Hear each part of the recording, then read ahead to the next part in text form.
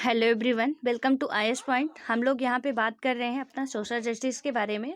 इसका जो first part है उसमें हमने कुछ इंपॉर्टेंट बातें देखी है, यानी कि कुछ जो थिंकर्स थे उनकी थिंकिंग हमने देखा कि क्या कैसे है और वो क्या कहते हैं। ठीक है, कि सामाजिक न्याय हम कैसे मान सकते हैं एंड न्याय क्या है, वो किस आधार पे हम तय कर सकते हैं कि एग्जैक्टली इस पे न्याय हो रहा है इस पर या नहीं हो रहा है। तो उसमें हमने देखा भी था कि मतलब आप ऐसा नहीं कि न्याय का मतलब सिर्फ हम अपने फ्रेंड सर्किल में या अपने रिलेटिव के साथ बस न्याय करें या जस्टिस करें, अदर लोगों के साथ हम क्या करें, अन्याय करें।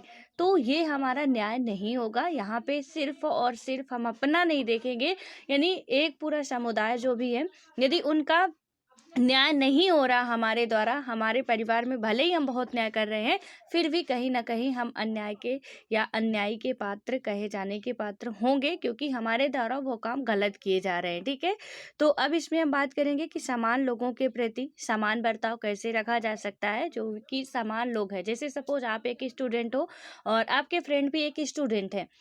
किसी को बहुत ज़्यादा मतलब प्राथमिकता दी जा रही है एंड किसी को नहीं दी जा रही है, तो उनमें भेदभाव की स्थितियां उत्पन्न होगी। तो यही बताया गया कि जितने भी सिमिलर जो लोग हैं, यहाँ पे कोई अलग लोगों के लिए नहीं है, जो समानता दर्शाते हैं, एक नॉर्मल इंसान है, उन पे हम कैसे किस तरीके से समान बर्ताव कर सकते हैं, इसको देखेंगे हम लोग। इसमें क्या होता है, हालांकि आधुनिक समाज में तमाम लोगों के समान महत्व देने के बारे में आम सहमति है, लेकिन यह निर्णय करना आसान नहीं है कि हर व्यक्ति को उसका प्राप्य कैसे दिया जाए। यानी कि इसमें क्या है कि सबको यहाँ पे समान तो होना चाहिए, यानी कि सब चाहते हैं कि हमें समानता मिले, हम समान हो। लेकिन इसमें क्या बताया गया है कि यदि हम समान महत्व देने के बारे में आम सहमति बनाते भी हैं, और क्योंकि सबकी होती नहीं है, ठीक है, आम सहमति का मतलब है कि आप भी सहमत हो, हम भी सहमत हो, इंडिया का रहने वाला हर एक नागरिक क्या हो, उसमें अपनी सहमति दर्ज करता हो।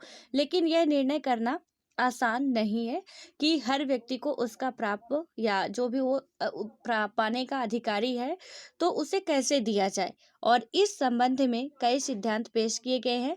उनमें से एक है समकक्षों के साथ समान बर्ताव का सिद्धांत। तो समकक्ष, ठीक है, जैसे मैंने अभी आपको बताया कि आप स्कूल में या स्टूडेंट हैं, तो समकक्ष का मतलब समझ सकते हैं कि यही हो सकता है कि हम और आप एक ही पोस्ट पे हो या एक ही पद पे हो या एक ही प्लेस पे हो। तो स्कूल पे आप यदि स्टूडेंट हो, हम भी स्टूडेंट है, यदि एक ही क्लास में पढ़ रहे हैं, तो इसमें से हो सकता है कि आपका माइंड हमसे ज़्यादा जल्दी काम करता हो, मेरा थोड़ा धीरे करता हो, लेकिन हाँ, है तो हम स्टूडेंट ही, आप भी एक स्टूडेंट ही कहलाओगे। यदि 11th क्लास के हम स्टूडेंट हैं, तो आप भी 11th क्लास के ही स्टूडेंट हो। तो इसमें यही बताया गया है कि उनमें से एक है जो समकक्षों के साथ समान बर्ताव का सिद्धांत माना जाता है, कि मनुष्य होने के नाते सभी व्यक्तियों में कुछ समान चारित्रिक विशेषताएं होती है। यानी कि मनुष्य, यदि कोई भी व्यक्ति, जितने भी व्यक्ति कहें या मनुष्य के है तो सिमिलर ही।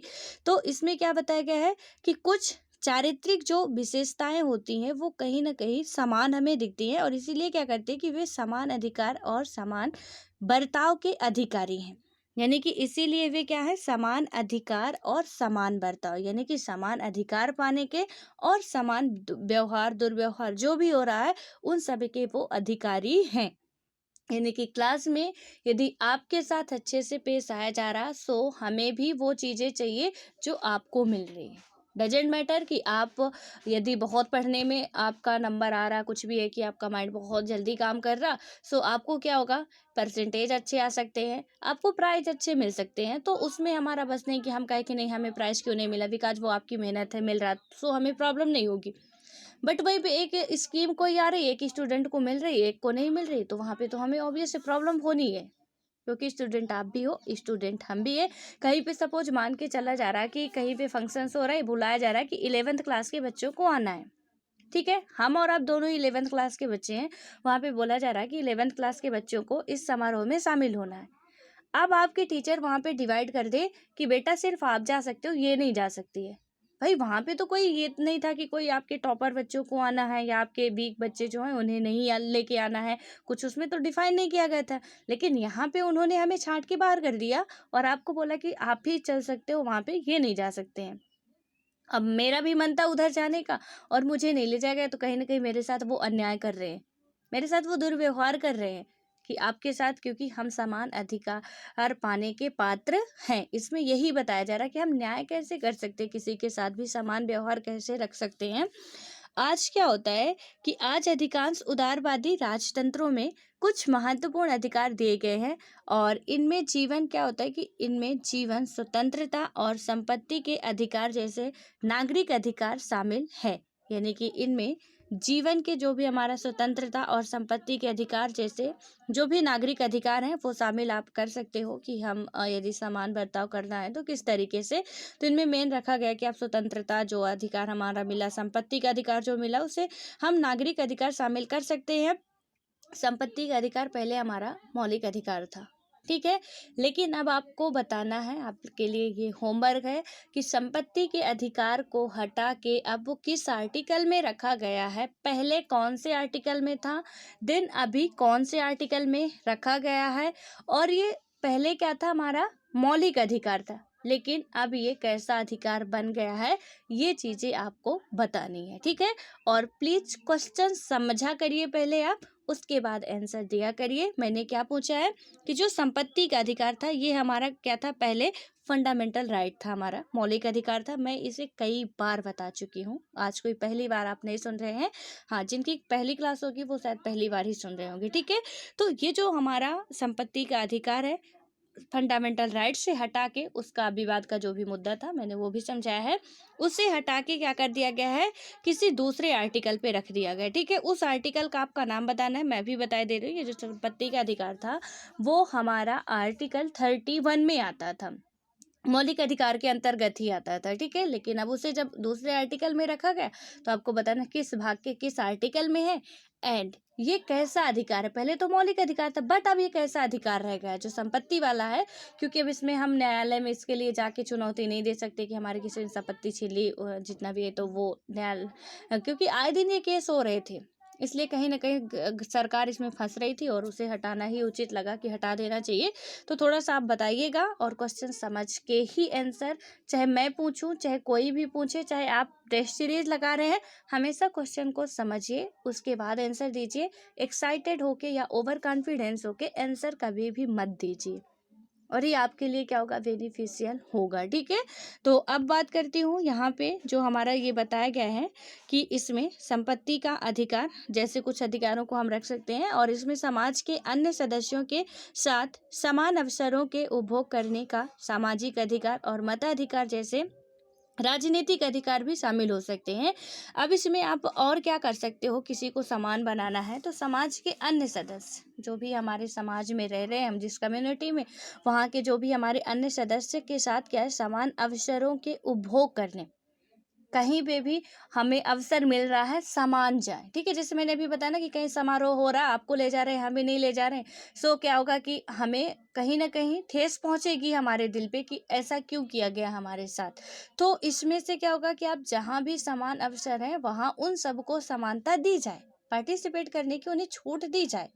वो अलग बात है कि कोई बहुत ज़्यादा इसमें जो भी हो रहा है उसमें एक्सपर्ट हो, कोई नहीं हो। तो यदि खेल हो रहा है तो खेल में खिलाड़ी की ज़रूरत होती है, लेकिन उससे ज़्यादा दर्शकों की ज़रूरत भी होती है। तो सिर्फ आप खिलाड़ी खिलाड़ी नहीं रख सकते हो, दर्शक भी चाहिए होता है, अदरवाइज खेल की कोई वैल्यू नहीं है। हो गया, ठीक है, उनका फिटनेस बना रहेगा खेलने से, बाकी तो कुछ नहीं होगा। सपोज क्रिकेट हो रहा, क्रिकेट के मैदान में यदि सिर्फ खिलाड़ी रहे तो क्या, खिलाड़ी जीत भी जाए तो क्या उनका मन करेगा खेलने का, जब कोई दर्शक ही नहीं होगा, कोई उनको प्रोत्साहित करने वाला भी नहीं होगा। सबके सब एक क्रिकेट स्टेडियम में तो खिलाड़ी नहीं होते हैं। लेकिन यहाँ खिलाड़ी से मुझे याद आ रहा है कि अभी हाल फिलहाल में एक स्टेडियम काफ़ी चर्चित है, उसका नेम भी बदला गया है। उस स्टेडियम का प्लीज़ मुझे नाम और स्टेट बताना कि किस स्टेट में है, और कि क्योंकि वो विश्व का ना, अब तक का जो पहले था कि विश्व का सबसे बड़ा कोई मेलबर्न वगैरह का था, लेकिन अब ये क्या हुआ है, यहाँ का अपने इंडिया का विश्व का सबसे बड़ा स्टेडियम ये बन चुका है, जो 1.5 लाख दर्शक के बैठने की क्षमता रखता है। यहाँ पे वर्षा वगैरह हुई तो भी आप मैच इजीली खेल सकते हो। तो उस स्टेडियम का नाम अभी बदला गया है, उसका नाम बताना आपकी कौन सा स्टेडियम है और किस स्टेट में है, क्योंकि ये बहुत चर्चित है। अभी हाल फिलहाल में चल ही रहा है, तो इसे प्लीज़ बताइएगा। तो यहाँ पे आप समझ चुके हैं कि हमें समान अवसर मिलने चाहिए। यदि हम समकक्ष हैं, समकक्ष का मतलब कि समान है, चाहे किसी अपकक्ष का मतलब ऐसे नहीं कि क्लासरूम की ही हम बात करेंगे। सपोज किसी कंपनी में आप काम कर रहे हो एज ए वर्कर, सो हम भी एज ए वर्कर काम कर रहे हैं, तो जो एक वर्कर को होगा वो हम सबको होगा, क्योंकि आप भी वर्कर हो, हम भी वर्कर हैं, तो आपको बस प्राथमिकता नहीं दी जा सकती है, हमें भी उतनी ही प्राथमिकता मिले और इसके हम हकदारी भी हैं। इसमें यही बताया जा रहा, तभी हम न्याय अच्छे तरीके से कर पाएंगे और समाज में क्या होगा कि ये पूरा अवसर की समानता हो, सामाजिक अधिकार और मताधिकार, यानी कि जब भी इलेक्शन होते हैं वहाँ पे आपको मत करने का या वोट डालने का अधिकार होता है, तो उसे भी हम इसमें शामिल कर सकते हैं। ये अधिकार क्या होता है कि व्यक्तियों को राज्य प्रक्रियाओं में भागीदार बनाते हैं, यानी कि जो भी व्यक्ति हैं उन्हें जो भी हमारे राज्य की कामकाज हो रहे हैं उनमें थोड़ा बहुत भागीदार तो बनाती है। कि हमें सपोज इलेक्शन हो रहा, अब उसमें मताधिकार में आप लोग पढ़ चुके हैं, हम लोग पढ़ चुके हैं, यहाँ पे कोई मैं नहीं बोल रही हूँ या कोई भेदभाव की भावना से नहीं बोल रही हूँ, लेकिन हमने देखा था कि हमारा कॉन्स्टिट्यूशन कहता है कि हमें समानता का अधिकार मिला है, इक्वलिटी राइट है और सबको ये अधिकार मिलना चाहिए। लेकिन जितना अधिकार हमें सिर्फ मत देने में दिखता है उतना कहीं नहीं मिलता है, और ये रियलिटी है हमारे देश की। कि हम देखते हैं कि जब इलेक्शन होते हैं वहाँ पे हम चाहे तो अपने आप को बहुत महान माने, कुछ भी माने, कि हम एक झोपड़पट्टी में रहने वाले हैं और वहाँ पे जो बहुत अच्छे इंसान हैं, मतलब बहुत हाई लेवल वाले हैं, हाई क्लास वाले हैं, उनके साथ खड़े होके लाइन में हम वोट डालने जा रहे हैं, तो वहाँ पे हम अपने आप को गौरवान्वित महसूस कर सकते हैं कि वाह, हम ऐसी कंट्री में रह रहे हैं जहाँ कि सबको इक्वलिटी मिली हुई है। बट जैसे ही इलेक्शन के बाद हम किसी और जगह पे जाते, चाहे वो हॉस्पिटल हो, चाहे वो स्कूल हो, चाहे वो कोई भी गवर्नमेंट प्लेस हो, हम जाते हैं तो हमारी वैल्यू कितनी रह जाती है, कितना समानता का अधिकार हमें मिलता है, असली औकात हमें वहाँ पे अपनी दिखती है कि ये है हमारी समानता के अधिकार की बातें। तो ये सारी चीज़ें इसी बुक में लिखा हुआ था, मैंने कोई अपने से नहीं बताया, ठीक है। और आप लोग भी अनुभव करते होंगे कि कैसे समानता का अधिकार कहाँ तक मिलता है और किस हद तक मिलता है, अभी किस हद तक सुधार करने की ज़रूरत है। अब उसके बाद क्या आता है कि समान अधिकारों के अलावा समकक्षों के साथ समान बर्ताव के सिद्धांत के लिए जरूरी है कि लोगों के साथ वर्ग, जाति, नस्ल या लिंग के आधार पर भेदभाव न किया जाए। अब यहाँ पे समान अधिकार के अलावा जो वहाँ पे रह रहे हैं, जो समकक्ष है, समकक्ष का मतलब मैं फिर बता रही हूँ, जैसे कल था ना, अशोक का ही क्वेश्चन था, सरोकार का मतलब क्या होता है। सरोकार का मतलब होता है कि मैंने कहा कि आपका मेरे से कोई सरोकार नहीं रह गया अब, ठीक है। तो मैंने क्या कह दिया, सरोकार का मतलब है कि आपका मेरे से कोई मतलब नहीं रह गया, या मेरा आपसे बहुत ज़्यादा सरोकार है, तो हाँ, आपका थोड़े मेरे से काफ़ी ज़्यादा लगाव है या मतलब है। तो सीधे से आप समझ सकते हो यहाँ पे कि सरोकार का मतलब जो भी है कि सीधे की मतलब इससे सरोकार है या इससे आप ताल्लुक़ रखते हो, इससे आप मतलब रखते हो, जितने भी आप सब लगा लो कि हम इससे संबंध रखते हैं, उस तरीके से कि हाँ, इससे सरोकार ये रख रहा, मतलब सरकार जो है वो हमारी जनता से सरोकार रखती है या नहीं रखती है, तो इस हिसाब से वो उसका वर्ड किया गया है। सरोकार का मतलब सरकार से कोई संबंध नहीं है। आपसे भी हो सकता है कि आपका मेरे से कोई सरोकार नहीं रह गया है, यानी कि आपका मेरे से कोई मतलब नहीं रह गया है, या आपका मेरे से अभी भी सरोकार बना हुआ है, तो आपका मेरे से अभी भी मतलब है। तो ऐसे कुछ आप समझ सकते हो, ठीक है। तो यहाँ सरोकार का मतलब सरकार वाला मत समझिएगा कि गवर्नमेंट से रिलेटेड कुछ होगा, ऐसा कुछ नहीं है। ऐसे ही यहाँ पे है समकक्ष। समकक्ष का मतलब क्या हुआ कि हम दोनों ही एक ही संस्था, एक ही इंस्टीट्यूट, एक ही जगह, एक ही उसमें काम करते हों, एक जैसे ही हों, फिर भी हम पे अंतर किया जाए। आप भी यूपीएससी एस्पिरेंट है, हम भी यूपीएससी एस्पिरेंट है, लेकिन यहाँ पे क्या किया जाए, आपको कुछ अलग ही प्राथमिकताएं मिले, हमें अलग मिले, तो वहाँ पे हमारे अंदर तो वो भावनाएं जागृत होंगी ही कि ऐसा नहीं हो रहा। सो इसका आप मतलब समझ सकते हैं समकक्ष का। तो इसमें यही बताया गया कि समान बर्ताव के सिद्धांत के लिए जरूरी है कि आप क्या करें, वहाँ पे जाति, नस्ल, लिंग के आधार पर भेदभाव बिल्कुल ना करें, उन्हें उनके काम और कार्यकलापों के आधार पर जांचा जाना चाहिए, यानी कि उनके काम या कार्यकलापों के आधार पर जांचा जाना चाहिए, और इस आधार पे नहीं कि वे किस समुदाय के सदस्य हैं। इसलिए अगर विभिन्न जातियों के दो व्यक्ति एक ही काम करते हैं, चाहे वह पत्थर तोड़ने का काम हो या पिज्जा बांटने का, उन्हें समान पारिश्रमिक मिलना चाहिए। अब यहाँ पे देखिए कितनी अच्छी बात कही गई है कि विभिन्न जाति के लोग हैं, वो एक ही काम कर रहे हैं, ठीक है। अब वो चाहे फिर आप, मैंने बताया ना आपको कि चाहे फिर आप क्लासमेट हो, चाहे फिर आप वर्कर हो, चाहे फिर आप मालिक हो, डजेंट मैटर आप क्या हो, लेकिन वहाँ पे क्या होगा, एक पिज्जा बांटने वाला है, आप उसे भी इज्जत दोगे, वो भी उसका हकदारी है।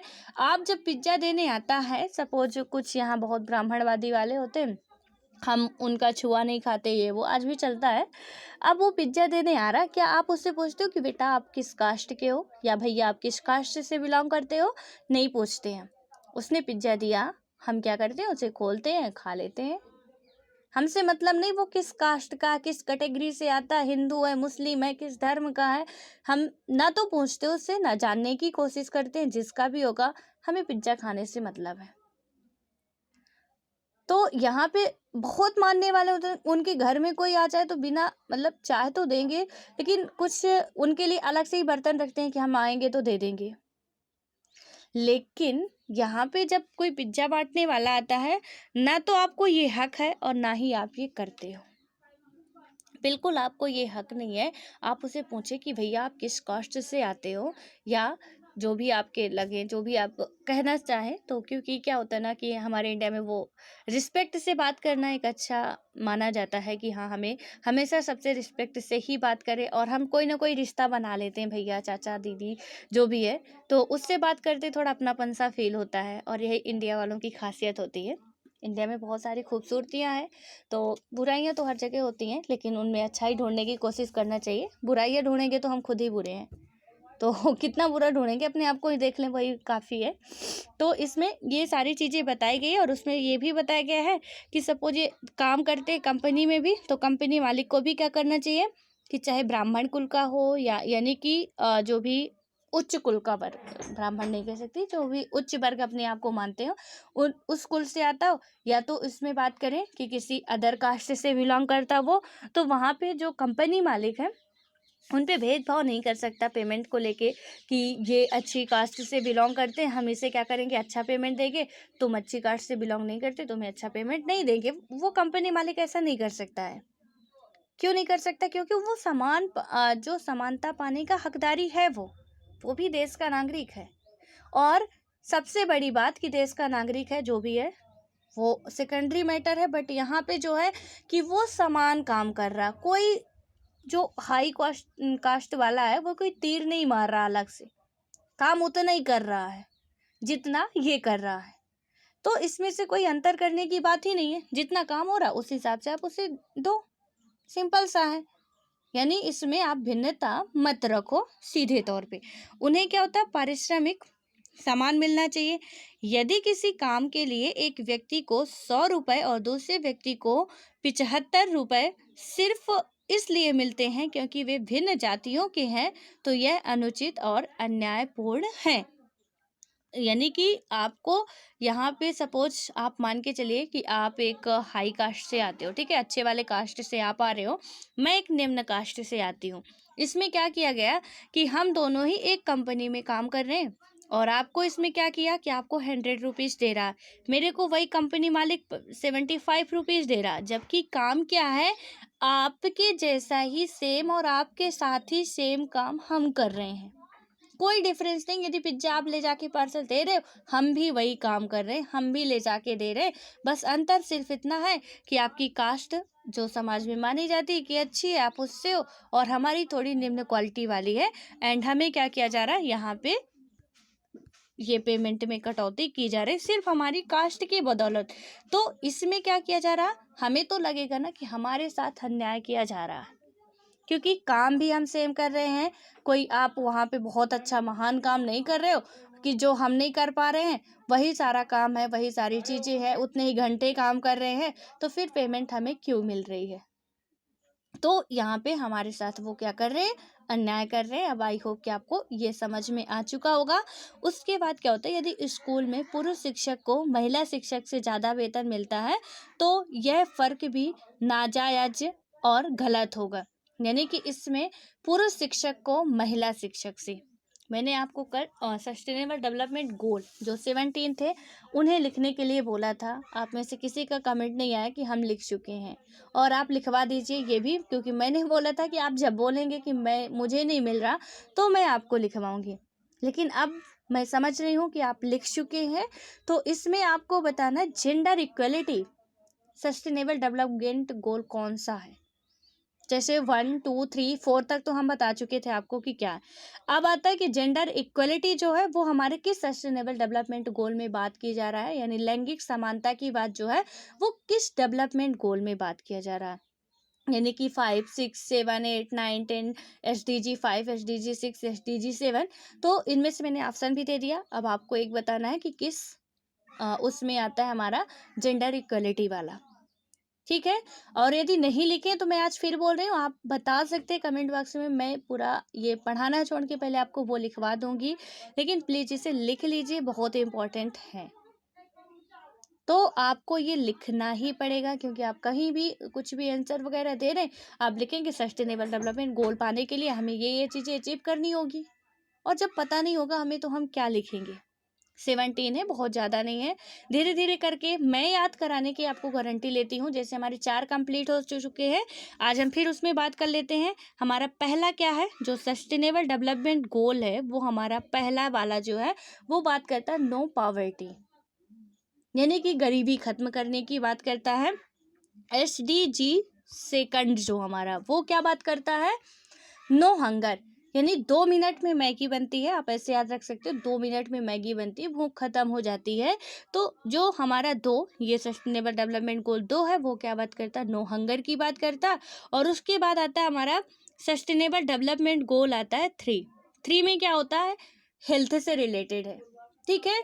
तो इसमें हेल्थ इशू रखे गए, और इसमें क्या होता है 3 मतलब आदमी को, आप ऐसे याद रखना कि आदमी को 3 बार हार्ट अटैक आता है, तीसरी बार वो निपट ही जाता है। तो हार्ट अटैक हेल्थ से ही तो रिलेटेड है, यानी कि 3 हमारा हेल्थ से रिलेटेड डेवलपमेंट गोल है। ठीक है। उसके बाद हमारा 4 आता है। 4 में क्या बात की गई है, हमारा एजुकेशन से रिलेटेड जो बातें हैं वो किस में बात की गई, 4 में बात की गई। कैसे, हमारे पढ़ाई के 4 स्टेप होते हैं। थोड़ा आप कहानी बना के याद कर सकते हैं कि हमारे पढ़ाई के 4 स्टेप होते हैं। पहला होता है पहली से लेके 5वीं तक, 5वीं से लेके 8वीं तक, 8वीं से लेके 12वीं तक, 12वीं से लेके कॉलेज तक। तो इसमें हमारे 4 स्टेप हो गए, और 4 स्टेप से हमारा हमने देखा कि एजुकेशन के 4 स्टेप होते हैं। 4 जो आता है एजुकेशन पे आता है। बस मैंने याद करने के लिए बनाया, हमारे डेवलपमेंट गोल में ऐसा कुछ नहीं लिखा हुआ है। तो बस याद करना कि 4 में क्या है। एंड अब वो आपको बताना जेंडर इक्वलिटी किस में है, वो मैं कल बताऊंगी, क्योंकि मैंने आपको होमवर्क दे दिया है कि आपको 17 के 17 रट्टा मार लेना है, और नहीं मारे वो आपकी गलती है, बट आपको बताना है। ठीक है। तो अब यहाँ पे क्या हुआ कि आप किसी भी उसमें शैक्षणिक संस्थान में या कहीं पे भी महिलाओं को कम वेतन दे रहे, तो यहाँ पे क्या होगा, ये भी आप अन्याय कर रहे हैं। इसके खिलाफ काफ़ी सारे कानून भी बनाए गए कि आप उन्हें समान काम के लिए समान वेतन महिला या पुरुष को दिया जाएगा। तो ये चीज़ें बनाई गई हैं। ठीक है। उसके बाद क्या होता है कि यहाँ पे जो बताया गया है कि तो ये फ़र्क भी नाजायज़ और गलत है, यानी कि ये भी यदि हम फ़र्क कर रहे हैं तो नाजायज़ है और गलत है। तो यहाँ पे नाजायज़ का मतलब है कि जायज़ काम नहीं किया जा रहा है। ठीक है। जिसका कोई मतलब नहीं आप वो काम कर रहे हो, बिना मतलब का काम कर रहे हो। गलत तो आप जानते ही हो कि गलत है, मतलब ये काम करना ही नहीं चाहिए था आपको। सही काम, सही डायरेक्शन पे जाना चाहिए था कि समान काम के लिए समान वेतन आपको देना पड़ेगा। क्योंकि यदि आप अच्छे तरीके से, आप भी स्कूल के टीचर हो, हम भी स्कूल के टीचर हैं, आप एक पुरुष हो, हम एक महिला हैं, आप भी अच्छा पढ़ा रहे हो, हम भी पढ़ा रहे, नहीं अच्छे की बात नहीं। यहाँ पे हो सकता है कि आप बिल्कुल भी अच्छा ना पढ़ा रहे हो, हम आपसे भी अच्छा पढ़ा रहे हो। तो यहाँ अच्छे की बात नहीं, जेंडर की बात है कि आप भी पढ़ा रहे हो, शिक्षक हो, हम भी शिक्षक हैं, लेकिन आपको ज़्यादा पेमेंट दी जा रही है, हमें कम दी जा रही है। तो यहाँ पे क्या होगा कि हमें कहीं ना कहीं बहुत बुरा लगेगा, एंड हमें लगेगा कि मतलब हमारी क्या गलती है? हमें सिर्फ महिला इस वजह से हमें वेतन अभी तक होता आया है कि अभी तो जो कानून वगैरह बने कि समान काम के लिए समान वेतन, तब कुछ समानता है, लेकिन अभी भी कुछ जगह पे आपको देखने को ये मिल जाएगा कि वहीं पे दिन भर काम करने वाली मजदूर महिला को वेतन कम दिया जाता है, वहीं पे पुरुष को ज़्यादा वेतन दिया जाता है। जबकि काम में कोई आप देखने जाओ कोई अंतर नहीं होता है, कोई भी अंतर नहीं होता। दोनों उसी तरह से दौड़ के काम करते हैं, चाहे वो सड़क पे काम कर रहे हो, चाहे स्कूल पे काम कर रहे हो, चाहे किसी कंपनी पे काम कर रहे हो, कहीं पे भी काम कर रहे हैं, समान कर रहे हैं। फिर भी आप पेमेंट पे उनकी कमी कर रहे हो कि वो महिला है तो नहीं करेंगे हम। जितनी एक तगाड़ी भर मिट्टी ले जाके आप रख रहे हो, एक तगाड़ी मिट्टी ले जाके वो भी रख रही है, फर्क क्या है? तो यहाँ पे हमने तो फर्क कर दिया कि आपको नहीं दिया जाएगा। तो अभी तक दिया जाता था, ये भी सच्चाई है कि अभी तक कम दिया जाता था वेतन, एंड कहीं कहीं पे अभी भी दिया जाता है, बट अब कुछ कानून वगैरह इसके लिए बनाए गए हैं और जिसमें से काफ़ी सुधार हुआ है, ऐसा भी नहीं कह सकते हैं। तो यहाँ पे अभी स्कूल वगैरह है जैसे, तो वहाँ पे ये नहीं होता कि जैसे सर को ज़्यादा पेमेंट दी जाएगी, महिला जो टीचर है मैम है उन्हें कम पेमेंट दी जाएगी, तो अब ऐसा नहीं होता कि आपके काम के अकॉर्डिंग है कि आप कैसा करते हो, उस हिसाब से आपको पेमेंट दी जाती है। उसके बाद आता है समानुपातिक न्याय। अब ये क्या होता है समानुपातिक न्याय? हमारा समानुपात, ठीक है, समानुपात का मतलब बैलेंसेबल जो होना चाहिए। इसमें हम क्या बात करेंगे समानुपातिक न्याय में? बहरहाल क्या होता है कि समान बर्ताव न्याय का एकमात्र सिद्धांत नहीं है कि हम किसी के साथ हम जितनी अच्छाई पढ़ते आ रहे हैं ना वो भी कम पड़ जा रही है, बीच में उसे काट दिया जा रहा है कि ये तो अभी पर्याप्त है ही नहीं। तो पर्याप्त क्या है आगे और भी देखते हैं कि यदि हमने किसी के साथ समान बर्ताव किया, जो हमने अभी ऊपर इतनी राम कथा पढ़ी, तो वो सब करते हैं लेकिन वो भी अभी सफिशिएंट नहीं है, ठीक है। यहाँ पे वो भी अभी हमारे लिए क्या है कि अभी थोड़ा कम पड़ रहा है, अभी और चाहिए हमें। ये ऐसी परिस्थितियां हो सकती हैं कि जिसमें हम महसूस करें कि हर एक के साथ समान बर्ताव अन्याय होगा।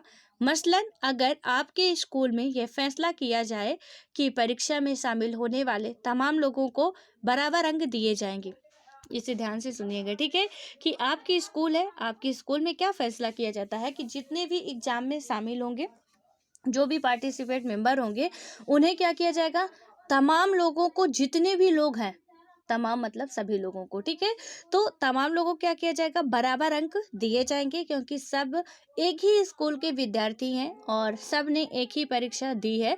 तो आपको कैसा लगेगा? यहाँ आप ज़्यादा यह उचित समझेंगे कि छात्रों को उनकी जो भी स्टूडेंट है उनकी क्या किया जाना चाहिए, उत्तर पुस्तिकाओं की गुणवत्ता और संभव हो तो इसके लिए उनके द्वारा दिए गए प्रयास यानी किए गए प्रयास के अनुसार अंक दिए जाए। दूसरे शब्दों में सबके लिए समान अधिकार की दौड़ में एक ही शुरुआती रेखा निर्धारित करने के बावजूद ऐसे मामलों में अन्याय का मतलब होगा लोगों को उनके प्रयासों के पैमाने और अर्हता के अनुपात में पुरस्कृत करना।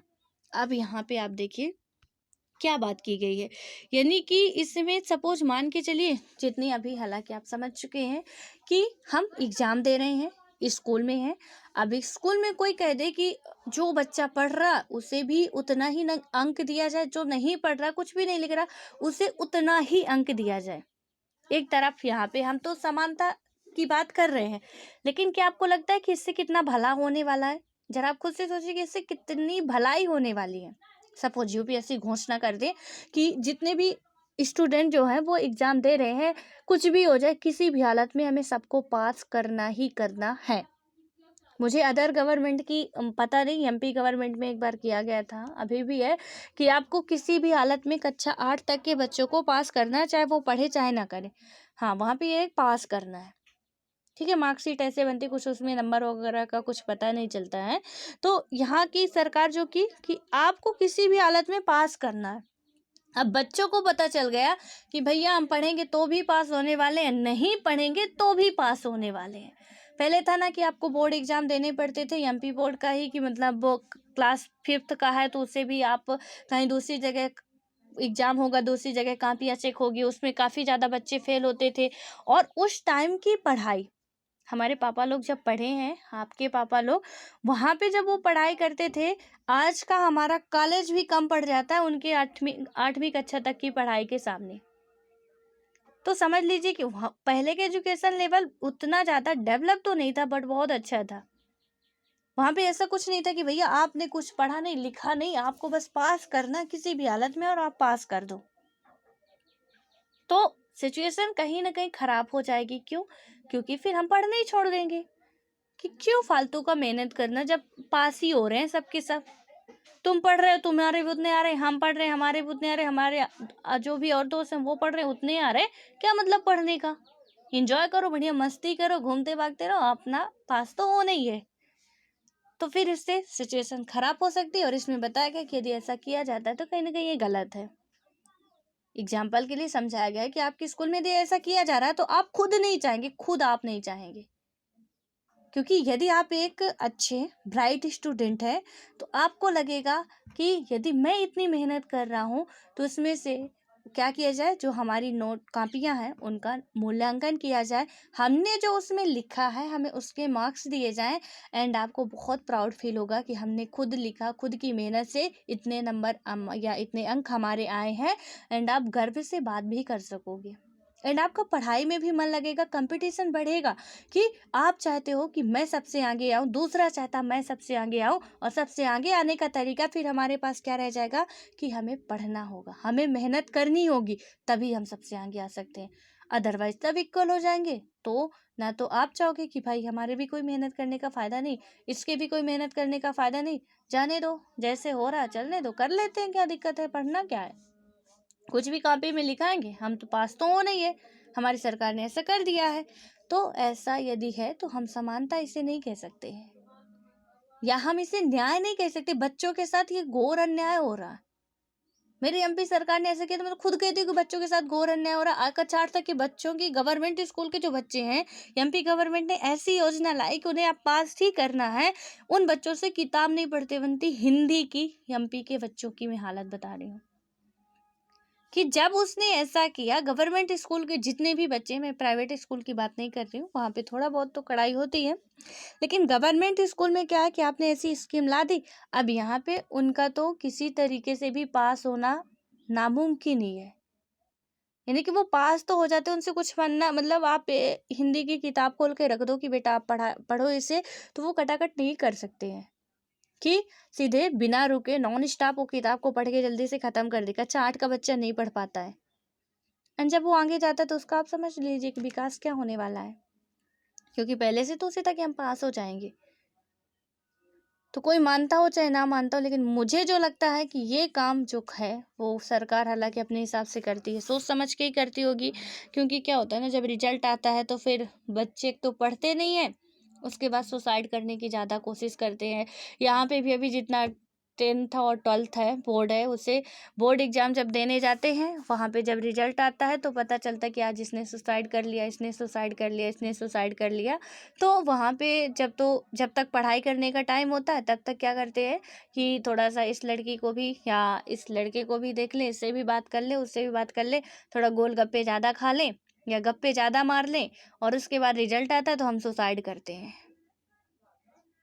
क्योंकि अब इसमें 10th 12th में तो ये है नहीं कि वैकेंसियाँ निकल रही हैं तो आपको उतनी ही वैकेंसियाँ हैं जितनी 700-800 हैं, जैसे यूपीएससी में कि उतना ही भरना है, उसके बाद तो अब हमारा कोई चांस ही नहीं रह गया।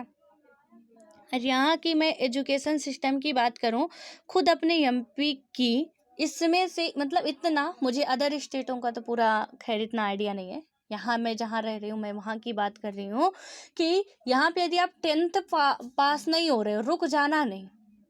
यानी कि पहले क्या था कि आप एक विषय में सप्लीमेंट्री आ रहे हो, आपको एग्जाम देने दिया जाएगा, अदरवाइज आप फेल माने जाओगे। फेल वर्ड ही यहाँ खत्म हो रहा है, ठीक है। अभी 2-3 साल से क्या कर दिया गया एमपी गवर्नमेंट के द्वारा कि रुक जाना नहीं, यानी कि जितने भी बच्चे, वो स्कीम लाई गई है, आप गूगल पे सर्च करोगे मिल जाएगी।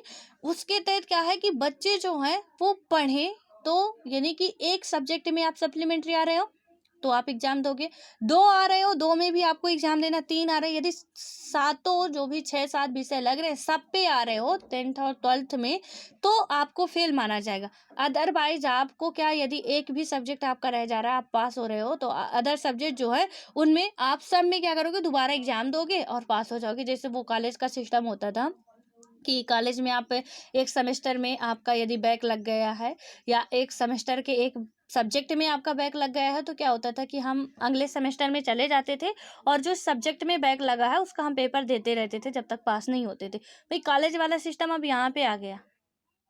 या मान के यहाँ ये देखिए कि हमारा एजुकेशन लेवल जो अभी हम बात करते हैं आत्मनिर्भर भारत दुनिया भर का जितना भी है कि ये करे वो करे, यार हमारा माइंड ही उस तरीके से डेवलप नहीं हो पा रहा। हमारा एजुकेशन सिस्टम जो है वो इतना है कि बच्चे तो है वो, यदि आप कढ़ाई रखोगे तो उसमें से कुछ तो बच्चे क्रीम निकलेंगे, कुछ तो बच्चे क्रीम निकलेंगे। आपको लगता है ये, यहाँ पे आप सोचिए कि किस हद तक सही है। मैंने कह रही गवर्नमेंट की बिल्कुल अगेंस्ट नहीं हूँ, क्योंकि वो गवर्नमेंट जो काम करती है वो सोच समझ के करती है।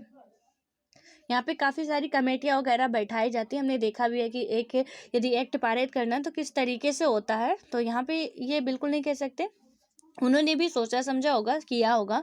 बट जहाँ तक मुझे लगता है कि हम एक एजुकेशन की बात कर रहे हैं, उसको देख रहे हैं कि एक एजुकेशन का जो सिस्टम है वो कहाँ जा रहा है, तो उससे तो हमें साफ नज़र आ रहा है कि पढ़ने की तो बात ही यहाँ पे आप ख़त्म कर दे रहे हो। सीधे तरीके से पढ़ने की ही बात आप ख़त्म कर दे रहे हो कि मत पढ़ो यार, यहाँ पे सीधे सीधे जाना है आपको। यहाँ पे वो होता है ना, माता शत्रु पिता बैरी एन वालो न पाठिता, तो उसी तरीके जो ये जो संस्कृत का श्लोक है, यहाँ पे सरकार भी शत्रु बन के बैठी है स्टूडेंटों के लिए। क्यों? क्योंकि हालांकि मुझे ऐसा बोलना नहीं चाहिए, बट ये जो सिस्टम है तो कहीं ना कहीं मुझे बहुत इस सिस्टम से दुख हो रहा है कि आप यहाँ पे जो भी बोर्ड वगैरह था आप यदि करते हो तो बच्चे, मैं नहीं कहती कि पूरे के पूरे निकलेंगे, 10 12 15 25 निकलेंगे, बट वो बच्चे ऐसे निकलेंगे जहाँ की वो कहीं पे भी खड़े हों आपके देश का, स्टेट का, हर एक का नाम वो रोशन करेंगे, क्योंकि उन्होंने पढ़ी होगी चीज़ें। उन्हें ये नहीं था कि हमने परसेंटेज ला लिया तो हमें 25,000 मिल जाएंगे, या हमने क्या कर दिया यहाँ पे अच्छे से पास हो गए और पास भी नहीं होते तो जाने दो यार, क्या है, हमें दोबारा तो मिल जाएगा मौका ना। तो किसी को साल बर्बाद होने का डर ही नहीं है, किसी को भी नहीं यहाँ पे कि हमारा साल बर्बाद हो जाएगा। अरे क्या दिक्कत है, हम आगे एडमिशन लेंगे और इसको देते रहेंगे। तो ऐसी सिचुएशन आ गई है पढ़ाई की। अब खैर न्यू एजुकेशन पॉलिसी आया, अभी तक तो स्कूल खुलने की वही नहीं हुई। अब आगे देखिए आप क्या होता है, सिस्टम में कितना चेंज आता है, क्योंकि यार मतलब वो कुछ की डेथ हो रही लगातार इसकी वजह से, तो कुछ और भी स्कीमें ला सकते थे हम। डायरेक्ट ऐसे हम पढ़ाई को कि पूरा जितना भी है पढ़ाई का बचाड़ा बना के रख दें, वो तो कहीं ना कहीं उचित नहीं था। और यहाँ पे बच्चों के साथ बच्चों को बाद में पता चलता है कि यार हमने पढ़ा क्या। आज कॉलेज के बच्चे ना, कभी आप देखना आपके पापा यदि 8वीं पास भी होंगे और हम कॉलेज पढ़े हुए हैं, हमारा कॉलेज कंप्लीट है, यूजी पीजी सब कुछ कंप्लीट है, लेकिन उनके सामने ना हमारा नॉलेज जो है वो एकदम से थोड़े से धूल की जो छोटा सा हम बात करें उसका जो एक पार्ट होता है उसके बराबर भी नहीं है हमारा ज्ञान। क्योंकि हम जिस एजुकेशन में आए हैं वहाँ पे कितनी कड़ाई होती थी, यहाँ पे टीचर बच्चों को मार दे तो बाप रे बाप बवाल हो जाता है, यानी सुप्रीम कोर्ट तक भी केस पहुँच जाता है आज के युग में। पहले जो पढ़ाई होती थी वहाँ पे क्या मतलब कि इतना मारते थे, इतना पिटाई होती थी कि वो बच्चा फिर पढ़ाई के अलावा कुछ देख ही नहीं पाता था। अब उसका 8वीं तक का पढ़ाई का जो था स्तर वही बहुत होता था, यानी कि उतने में वो रामायण भागवत गीता सबका ज्ञान ले लेते थे। यहाँ तो हम अपनी किताब का भी नहीं ले पा रहे हैं, रामायण भागवत गीता तो बहुत दूर की बात है। तो इसमें यही बताया गया पूरा कि यदि हम ऐसा कुछ कर रहे हैं एजुकेशन के लेवल पे कहीं पे भी कि आप धड़ल्ले से पास कर दे रहे हो, जितना भी है कि पढ़े तो भी पास, ना पढ़े तो भी पास, तो ये भी कहीं ना कहीं अन्याय होगा।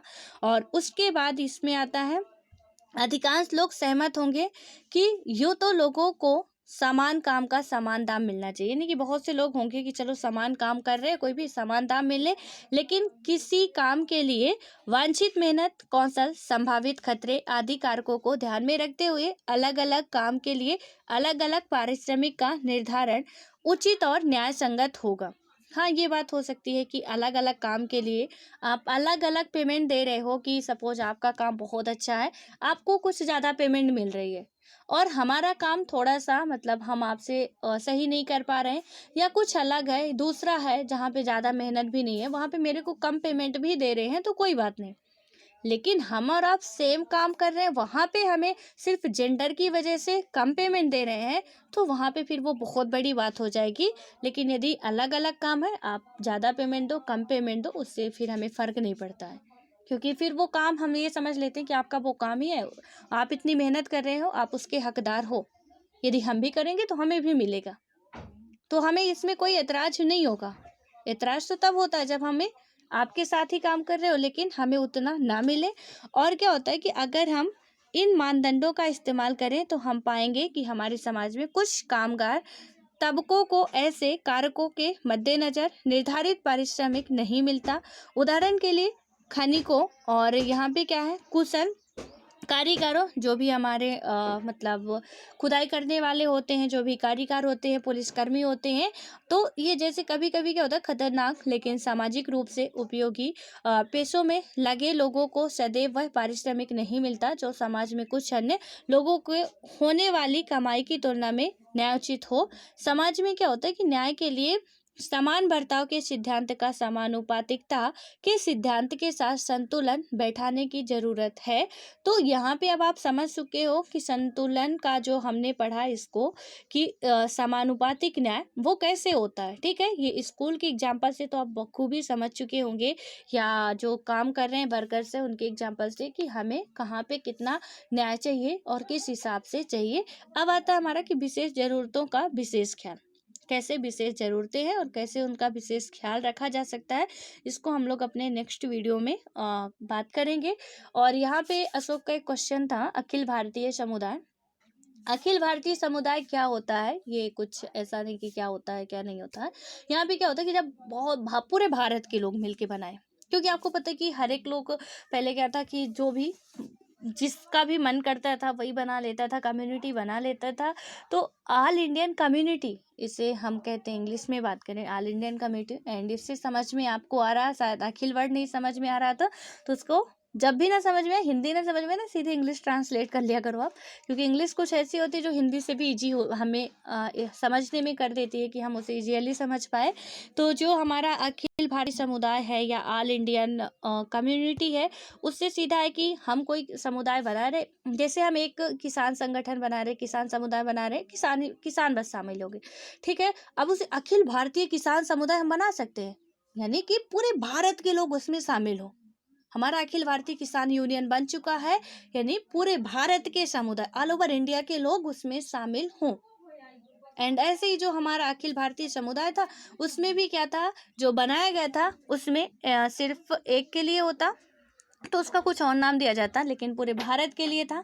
सो इसका इसीलिए पूरा अखिल भारतीय या ऑल इंडिया कम्युनिटी के नाम से कहा गया कि ये हमारा अखिल भारतीय समुदाय है, जहाँ पे कि हम जिस काम के लिए भी बना रहे हैं उसमें भारत के सभी लोगों की हिस्सेदारी हो, यानी कि सभी लोग उससे क्या हो कि सहमति हो, और उनकी सहमति से बनाया गया जो भी है वही हमारा अखिल भारतीय समुदाय या ऑल इंडिया कम्युनिटी होता है। और यहाँ पे ये एक समुदाय कम्युनिटी है जो कि लोग बनाते थे पहले, जो भी करते थे कई सारे मतलब राष्ट्रीय आंदोलन के लिए, किसान आंदोलन, मतलब जो भी जिनको लगता था वो बना लेते थे कि ये चीज़ें करनी चाहिए। तो क्योंकि लोग इकट्ठा होकर यदि करते हैं तो हाथ की एक उंगली किसी काम की नहीं होती है, बट हाथ का एक यदि 5 उंगलियां मिल जाती हैं तो एक क्या बना सकती हैं, वो एक मुट्ठी बना सकती हैं, और एक मुट्ठी से किसी को अच्छा खासा पंच भी मारा जा सकता है। इसलिए इसी तरह है कि एक इंसान अकेला कुछ नहीं कर सकता, लेकिन यदि देश के सारे लोग मिल जाएं तो क्या हो सकता है, हमने एक कम्युनिटी बना ली, उसमें देश के सारे लोग शामिल हो गए, तो वहाँ पे क्या होगा कि इजीली हमने अंग्रेजों को भगाया। तो कैसे भगाया, कुछ ऐसे ही संगठन बनाते थे हम, कुछ ऐसी कम्युनिटियाँ बनाते थे, और इससे क्या होता था, हम सब इकट्ठा हो जाते थे, और इकट्ठा होने के बाद फिर हम क्या करते थे, उसका एक लीडर होता था और वो लीडर सारी बातें तय करता था, एंड वो काम हम करते थे। तो इजीली होता था, पता चले कि अब हमें आज़ादी भी पाना है, कोई ईर घाट जा रहा, कोई वीर घाट जा रहा, किसी का कोई मतलब नहीं, कोई कहाँ जा रहा, कहाँ क्या कर रहा, उससे क्या होगा फिर हमारा कि हम ना तो हम में एकता आएगी, ना हम किसी से विजयी हो पाएंगे, और गुलाम के गुलाम बने रहते आज तक। इसलिए ये कुछ ऐसे संस्थाएं, ऑर्गेनाइजेशन, कुछ ऐसे कम्युनिटियाँ बनाई जाती थी, गठित की जाती थी, जिससे कि क्या हो सके, हम जिस पे भी अपना या जिससे हक मनवाना चाहते हैं या जो भी बात करना चाहते हैं पूरा वो आसानी से कर लें। ठीक है, तो आई होप कि आपको ये, मुझे जहाँ तक लगता है कि भारतीय समुदाय तो आपको समझ में आता। अखिल का मतलब आप थोड़ा कंफ्यूज रहे होंगे, तो यहाँ पे होता है यार, कभी कभी हो जाता है, मैं भी कंफ्यूज थी। ठीक है, तो इसमें हो जाता है कभी कभी ऐसा। इसलिए मैंने जब क्या किया, इसका सच बताऊँ तो मुझे भी इसका कोई आइडिया नहीं था। मैंने पढ़ा तो खूब था, लेकिन जब आपका ये कमेंट देखी तो मुझे भी कोई आइडिया नहीं था। बट जब मैंने इसका इंग्लिश ट्रांसलेट किया तो मुझे समझ में आया कि यार ये अखिल भारतीय समुदाय रियल में क्या चीज़ है। पूरा उसके वर्ड से ही समझ में आ गया कि ऑल इंडिया कम्युनिटी है ये, यानी कि किसी स्टेट के द्वारा नहीं या किसी अलग एक प्रांत के मेंबर के द्वारा नहीं बनाई गई थी। पूरे इसमें भारत के लोग शामिल थे, जो एक समुदाय था, तो पूरे इसमें भारत के लोग शामिल थे। और वो अपने न्याय के लिए, कि उन्हें जो भी नहीं मिल रहा उस अपने हक के लिए वो लड़े। तो इसमें कोई पर्टिकुलर एक ही हक नहीं है कि आप किसी के लिए भी।